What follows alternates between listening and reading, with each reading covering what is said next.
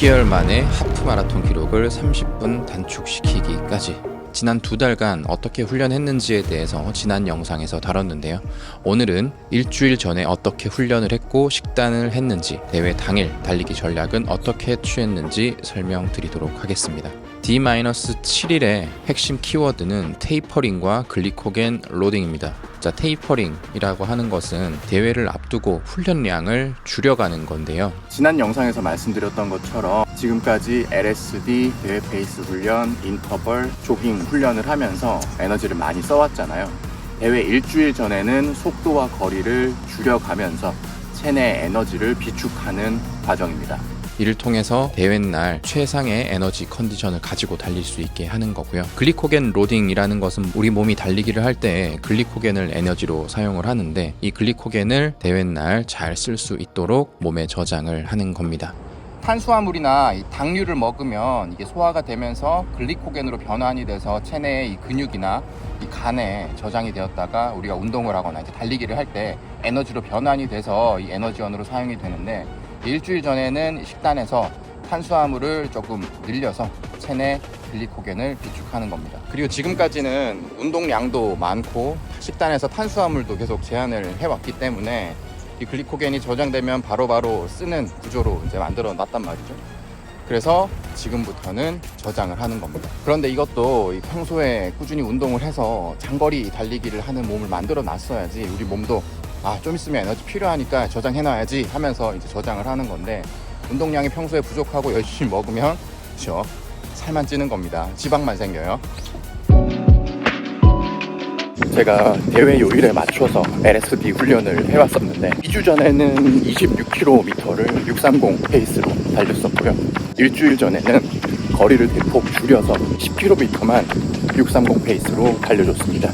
그리고 월요일에는 휴식을 취했고요. 화요일엔 인터벌 훈련을 했습니다. 자, 인터벌 훈련은 평소랑 똑같이 훈련을 했습니다. 왜냐하면 이 LSD 훈련을 줄인 것 자체로 굉장히 에너지를 절약한 측면이 있었기 때문에 인터벌 훈련은 마지막까지 최대 심박을 좀 올리기 위해서 똑같은 강도로 진행을 했습니다. 수요일에는 대회 페이스로 달리기를 했는데 보통 5km에서 10km 정도까지 달리기를 했는데, 이날은 5km만 딱 빠르게 달리고 마무리를 했습니다. 목요일, 금요일은 완전히 조깅 페이스로 730 페이스로 3km 정도 30분이 채 안 되는 시간 동안 달리기를 했고요. 대회 전날 토요일에는 완전히 쉬었습니다. 아무런 운동도 하지 않고 삼시세끼 꼬박꼬박 밥 잘 챙겨 먹으면서 쉬었어요. 자, 이렇게 대회 일주일 전에는 훈련 강도를 대폭 낮췄습니다.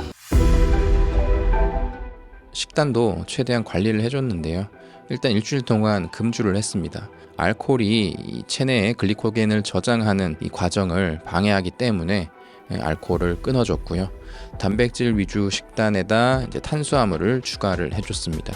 그리고 대회날 아침에 먹을 것을 저는 매일 아침 똑같이 먹어줬는데요.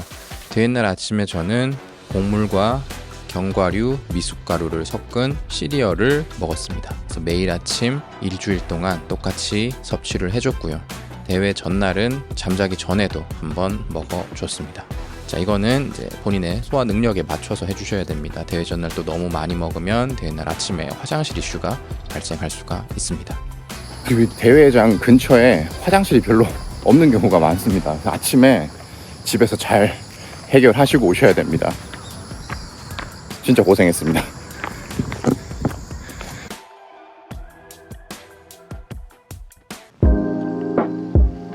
대회 당일에는 대회 전에 소화가 다 돼서 에너지원으로 쓸 수 있도록 대회 3시간 전에 탄수화물이 가득한 시리얼을 먹어줬습니다. 대회 1시간 전에 아미노바이탈 5,000 하나를 섭취해서 에너지를 또 한 번 주입해줬습니다. 자, 대회 당일 준비 운동은 다들 알아서 잘 하실 텐데, 한 가지 다들 잊고 있는 준비 운동이 있습니다. 달리기입니다. 우리가 평소에 달리기를 하면 보통 1km 정도는 심장과 이 근육이 깨어나는, 예열되는 과정입니다. 그래서 실제 대회에서도 비슷하게 한 1km 정도가 지나면 몸이 깨어나는 걸 느끼는데요. 이 과정을 없애기 위해서 이번 대회에서는 대회가 시작되기 전에 운동장을 몇 바퀴 돌면서 몸을 먼저 예열을 해줬습니다. 500에서 600m 정도 가볍게 조깅과 대회 페이스, 러닝을 섞어서 사전에 몸을 먼저 예열을 시켜줬습니다. 이 과정을 통해서 심박수를 좀 안정적으로 유지를 할 수가 있었던 것 같습니다. 두 번째는 오버페이스 금지입니다. 일주일 동안 테이퍼링을 해줬고 글리코겐 로딩을 한 상태이기 때문에 평소에 LSD 훈련을 할 때보다 훨씬 더 몸이 가볍다는 걸 느끼게 될 겁니다. 자, 이게 대회뽕이라는 게 있기 때문에 이 대회 날 좀 몸이 가볍고 잘 나간다 싶으면 오버페이스를 할 수밖에 없습니다. 저도 이제 지난 대회 때 오버페이스를 하다가 10km 넘어가면서 에너지가 털려가지고 완전 레이스를 망쳤거든요. 대회 날 아침에 초반에 잘 나간다고 오버페이스 하는 거 절대 조심하셔야 됩니다. 목표로 하는 그 페이스 메이커들을 잘 따라가면서 본인의 페이스를 관리하셔야겠습니다. 속도를 내더라도 10km 이후에 본인의 체력 상태를 봐가면서 페이스를 올리시길 추천드리겠습니다. 제가 계속 대회 페이스 내내 530, 540 정도를 계속 유지를 해왔는데 꼬린 지점이 한 4km 정도 남았을 때 충분히 속도를 높여도 내가 끝까지 완주할 수 있겠다라는 생각이 들더라고요. 그때부터 속도를 높여서 최고 속도 구간이 18km 구간에서 나왔거든요. 그때 500 페이스로 달렸는데 이 체력을 안배해서 마지막에 속도를 높였던 게 제가 목표했던 2시간에서 7분을 더 단축시킬 수 있었던 또 중요한 전략이었던 것 같습니다. 제가 가장 중요하다고 생각하는 것이 급수와 에너지젤을 언제 어떻게 먹을 것인가입니다. 저는 당일에 개인 스페셜 드링크를 준비해 갔습니다. 이온 음료에 소금 한 스푼을 타서 조금 짭짤한 전해질 음료를 만들어 갔는데요. 이걸 왜 챙겨 갔냐면 내 컨디션에 맞춰서 급수를 하기 위해서입니다. 자, 대회에 나가면 급수대가 몇 킬로미터 단위로 중간중간 설치가 되어 있는데 혼자 달릴 때는 이 급수를 아무도 안 해주기 때문에 그냥 신경 쓰지 않고 달렸었는데 대회에 급수대가 보이면 목이 안 말라도 먹고 싶은 욕구가 올라옵니다. 급수들을 받고 입에 털어놓고 머리에 털어넣는 이런 행위 자체가 뭔가 대회에 나왔다라는 이런 느낌을 주기 때문에 급수를 한다고 거의 멈추다시피 했다가 다시 출발을 하면 거기서 호흡이 무너지고 페이스도 망가질 수 있습니다. 제가 지난 대회 때는 주는 대로 받아 먹었거든요. 먹으라고 주는 거니까. 이제 그때마다 에너지가 소비되고 이런 것들이 알게 모르게 있었던 것 같은데 이번 대회 때는 제가 계획적으로 급수를 하면서 그런데 소모되는 손실을 많이 줄였던 것 같습니다. 이건 개인의 컨디션에 따라서 분명 다르게 가져가야 하긴 하겠습니다만 가급적으로 10km 이내에서는 급수를 하지 않기를 추천드립니다. 왜냐면 요즘 러닝이 엄청나게 인기가 많잖아요. 대회 때도 엄청 혼잡하거든요. 초반에는 급수대에서 사람들이 엄청 몰립니다. 10km까지는 이 많은 러너분들이 페이스를 잘 유지하면서 뛰어오기 때문에 그래서 경험상 거의 멈췄다가 다시 출발해야 되는 수준으로 레이스를 해야 되기 때문에 거기에 소모되는 에너지가 큽니다. 저 같은 경우에는 한 7, 8km 정도의 급수대가 나왔었는데 제가 따라가던 페이스메이커 분들도 거기서 급수를 하시더라고요. 그날 날씨가 많이 더웠거든요. 그리고 너무 급수대가 몰려 있어서 그 급수를 그냥 패스하고 그냥 달려나갔는데 한참 달리다 보니까 거리가 100m 이상 차이가 나더라고요. 무조건 급수대가 나온다고 급수를 하는 게 아니라 내가 언제 급수를 할지 어느 정도 계획을 세워서 거기에 맞춰서 급수를 하시고 또는 따로 챙겨가신 에너지 젤이나 개인 물을 활용하시길 바라겠습니다. 저는 7, 8km 정도에서 에너지젤을 먼저 하나 까먹었고요. 12km 정도에서 제가 개인적으로 준비했던 전해질 음료를 절반 정도 먹었습니다. 그 이후에도 모든 급수대에서 급수를 하는 게 아니라 제가 정말 필요하다고 느끼는 구간에서만 급수를 했습니다. 저도 15km쯤 돼서 한번 고비가 왔습니다. 온몸에 에너지가 쭉 빠지는 그런 느낌이 들었었는데 남아있는 에너지젤을 마저 먹고 아껴뒀던 이 포카리에 소금 한 스푼을 넣은 이 에너지를 먹고 힘을 내서 끝까지 레이스를 완주했습니다. 이렇게 공식적인 급수를 좀 건너뛰고 제가 챙겨간 에너지 젤이나 음료를 먹었던 게 불필요하게 속도를 줄이고 늘리면서 에너지를 소모하는 것을 줄여줘서 페이스를 끝까지 유지하는데 많은 도움을 줬던 것 같습니다. 자, 이렇게 제가 대회 7일 전부터 대회 날까지 어떻게 훈련했는지 설명을 드렸는데요.